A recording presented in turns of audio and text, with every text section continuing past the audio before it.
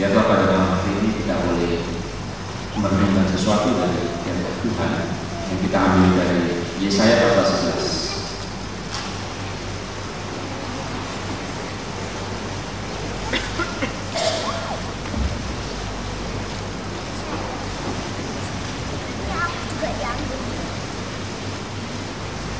Yesaya pasal 11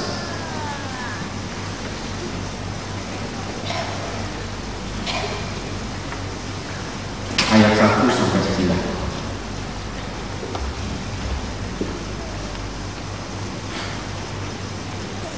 Yesaya pasal 11 ayat 1 sampai 9 demikian bunyinya. Suatu tunas akan keluar dari tunggul Isai, dan taruh yang akan tumbuh dari pangkalnya akan berbuah. Roh Tuhan akan ada padanya, roh hikmat dan pengertian, roh nasihat dan keperkasaan, roh pengenalan dan takut akan Tuhan. Ya, kesenangannya ialah takut akan Tuhan. Dia tidak akan menghakimi dengan sekilas pandang saja atau menjatuhkan keputusan menurut kata orang, tetapi dia akan menghakimi orang-orang lemah dengan keadilan dan akan menjatuhkan keputusan terhadap orang-orang yang tertindas di negeri dengan kejujuran. Dia akan menghajar bumi dengan perkataannya seperti dengan tongkat, dan dengan nafas mulutnya ia akan membunuh orang fasik. Dia tidak akan menyimpang dari kebenaran dan kesetiaan, seperti ikat pinggang tetap terikat pada pinggang.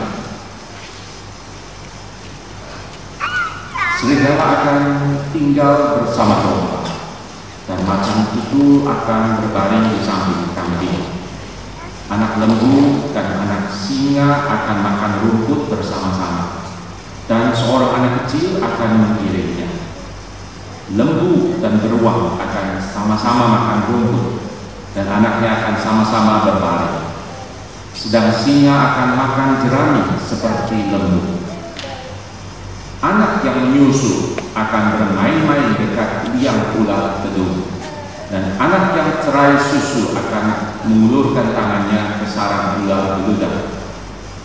Tidak ada yang akan berbuat jahat atau yang berlaku busuk di seluruh gunungku yang kudus, sebab seluruh bumi penuh dengan pengenalan akan Tuhan, seperti air laut yang menutupi dasarnya. Sampai di sana pembacaan firman Tuhan, dan sungguh berbahagia barang siapa yang memperhatikan firman Tuhan dalam hidupnya. Secara garis besar saudara, teks kita memberi dua gambaran dunia yang berbeda. Ayat 1 sampai 5 menggambarkan realitas dunia sekarang, realitas dalam kerajaan Yehuda pada saat itu.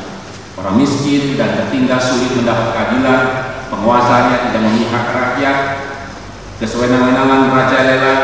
Namun nanti ada Ratu Adil yang dalam bahasa Yesaya disebut sebagai Tunas Isai. Dialah yang akan datang untuk menyelesaikan problem ketidakadilan. Itu bagian pertama, gambaran dunia yang pertama, dunia sekarang. Mulai ayat 6 sampai 9. Di situ tergambar suasana Firdaus, sebuah harmoni alam yang bukan dari dunia sekarang. Makhluk-makhluk yang biasanya tidak dapat hidup bersama digambarkan dapat duduk berdampingan tanpa ada yang merasa terancam. Serigala dan domba, macan tutul dan anak kambing, lembu, singa dan hewan peliharaan, sapi dan beruang. Dan cukup anak kecil untuk menggiring hewan-hewan besar itu. Anak kecil tidak perlu takut dengan ular berbisa. Tidak ada pihak yang mengancam atau membuat pihak lain merasa takut. Nah, saudara-saudara, perhatikan suasana Firdaus ini yang dipenuhi dengan gambaran hewan. Lalu satu-satunya sosok manusia yang ditampilkan adalah anak kecil. Sosok yang terlalu lemah untuk melindungi diri sendiri, sosok yang selalu membutuhkan perlindungan. Tetapi di dalam suasana Firdaus, sosok itu tidak memerlukan perlindungan, sebab tidak ada yang perlu ditakuti. Jika untuk hidupnya di dunia sekarang binatang buas perlu memangsa hewan lain yang lebih lemah, maka di dunia Firdaus binatang buas tidak perlu menjadi predator. Nah, saudara-saudara, persoalan dengan teks Yesaya ini adalah bagaimana mengaitkan kedua gambaran dunia yang berbeda ini, dunia realitas kekinian dengan realitas Firdaus. Apakah gambaran suasana Firdaus itu sebuah utopia, tidak akan pernah terjadi di dunia sekarang? Ataukah kita harus membaca gambaran Firdaus itu sebagai konsekuensi dari pemerintahan adil, setidak-tidaknya lebih adil di dunia sekarang? Nah, saudara-saudara yang dikasihi oleh Tuhan, mari kita perhatikan bagaimana Nabi Yesaya memulai nubuatnya ini dengan mengatakan suatu tunas akan keluar dari tunggul Isai. Tunas atau taruh di sini adalah metafora untuk keturunan secara langsung. Lalu tunggul adalah sisa batang pohon sesudah ditebang, pendek, tapi tidak boleh terlalu pendek, tanpa ranting dan daun, tidak menarik, namun masih sedikit mengandung kehidupan, sehingga dari tunggul itu masih bisa dimungkinkan keluar tunas.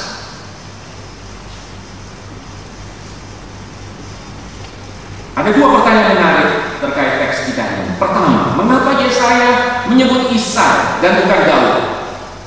Kedua, mengapa tidak dikatakan tunas itu keluar dari pohon yang tinggi dan rindang?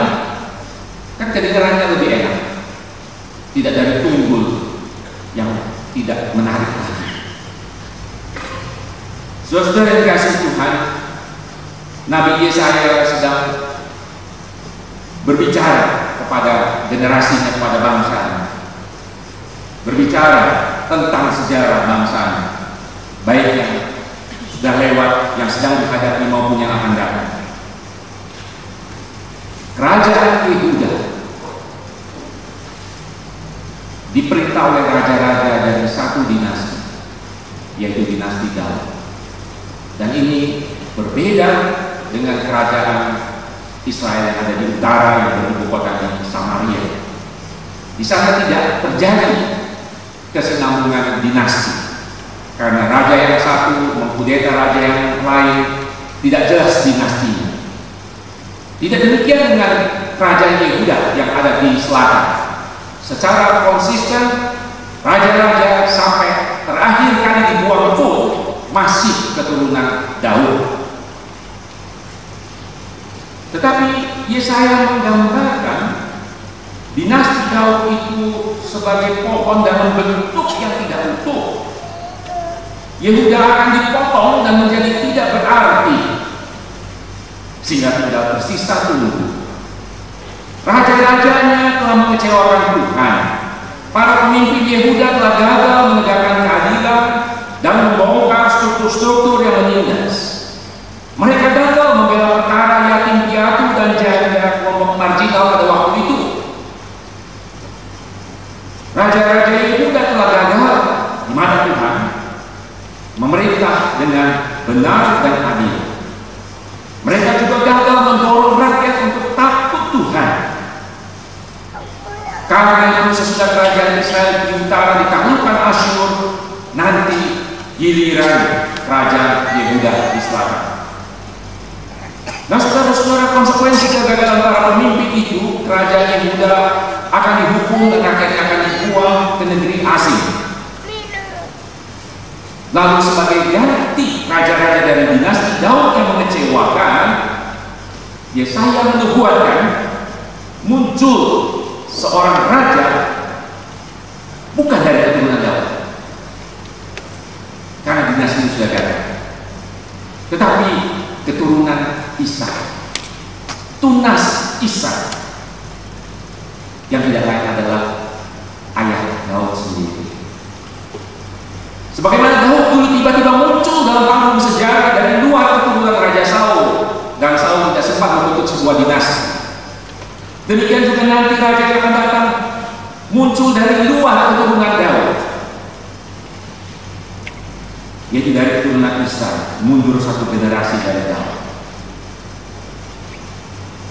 Dengan mengatakan Isa, terlihatlah kekecewaan dan penolakan Tuhan atas dinasti Daud yang tidak berhasil melahirkan raja-raja yang berkenan kepada Tuhan.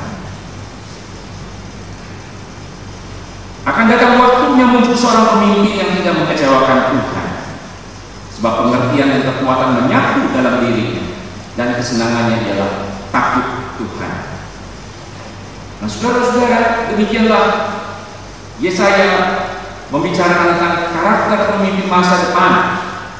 4 kali kata roh diulang untuk menggambarkan seperti apa pemimpin masa depan itu. Roh Tuhan akan ada padanya, roh hikmat dan pengertian, roh nasihat dan keperkasaan, roh pengenalan dan takut akan Tuhan. Dan secara khusus roh pengenalan akan Tuhan mendapat penegasan, diulang kembali tentang pengenalan akan Tuhan. Teks kita tadi diawali dengan tema pengenalan akan Tuhan di ayat 2, dan di ayat 9 diakhiri dengan tema yang sama, pengenalan akan Tuhan. Tapi bedanya, di awal tadi tunas Isa dikatakan sebagai sosok yang mengenal Tuhan. Lalu pada ayat 9 dikatakan seluruh bumi akan mengenal Tuhan. Nah, saudara-saudara, mengenal Tuhan yang dimaksud di sini bukan pengetahuan kognitif, tetapi pengetahuan yang bentuk sikap dan laku. Sikap dan laku itu direpresentasikan dengan ungkapan takut akan Tuhan. Ya, kesenangannya itu takut akan Tuhan.